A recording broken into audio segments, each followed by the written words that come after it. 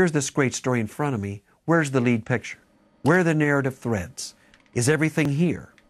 Will a photographer go back? I mean, it's not unusual for a photographer who may have to go back. Nick spent a year in the Redwoods. He spent a year dreaming and imagining a photograph. We don't know if we're going to succeed. What I do know is we're going to make a photograph. I don't think we'll stop until we get it right. Number 1, the assignment, the world's tallest trees.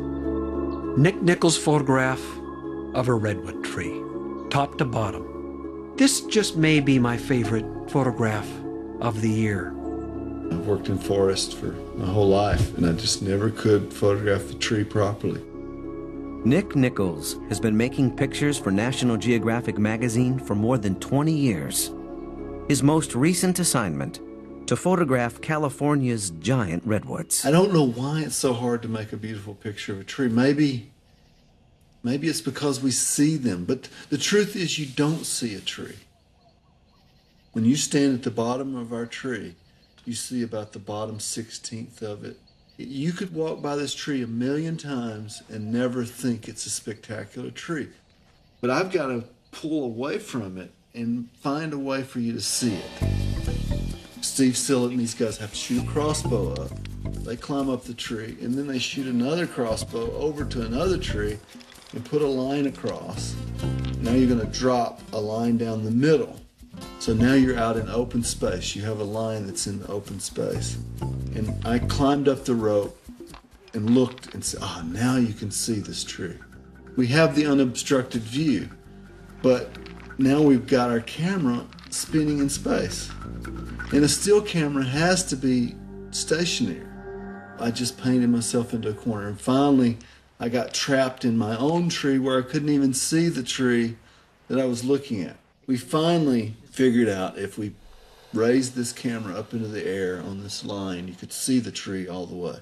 So we came up with the idea of putting 3 35mm cameras together to create a panoramic that we would shoot in layers.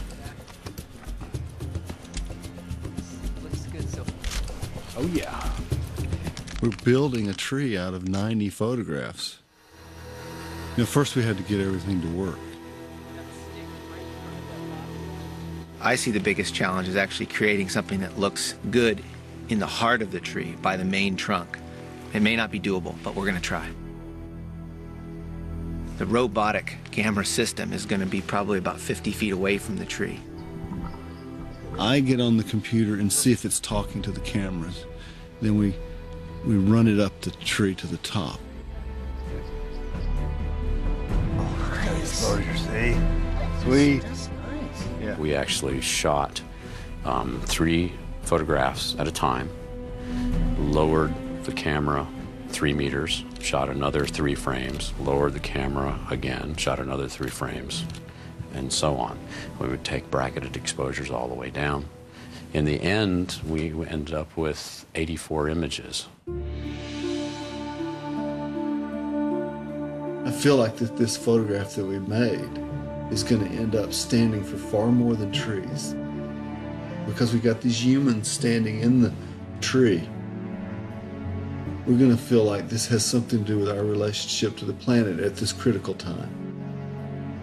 I mean, that tree's been standing for 1,600 years. How many of me and you have come and gone in that time?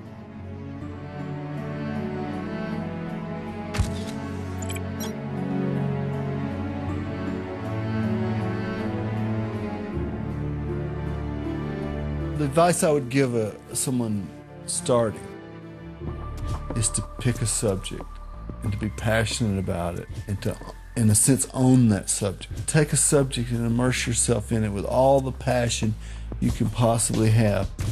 I think the simplest thing that anyone could do to improve a photograph is to simplify it. Look behind your subject. Think about what else is there besides whatever it is that drew your attention in the first place.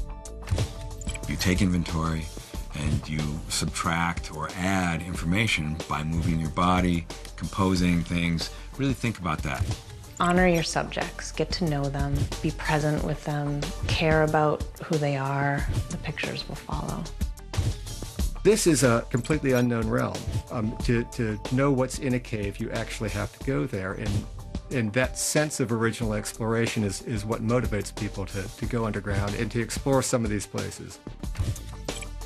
My overall advice would be to stay loose, concentrate, and don't forget to breathe. It teaches me so much about my world, but it also teaches me so much about myself. It's a window looking into the world, but it's also a mirror shining right back into who I am. It's nice to have a record to show how these people lived before they all vanished into modern civilization or into, losing their way of life.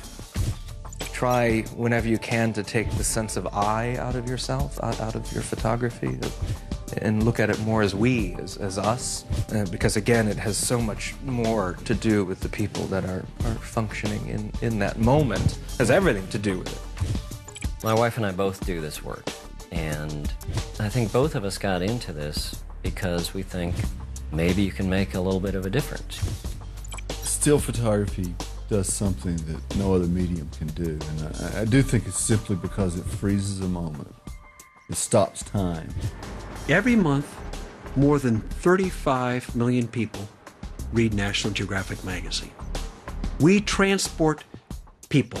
We're here to share a world that grows increasingly interesting and more complex every day.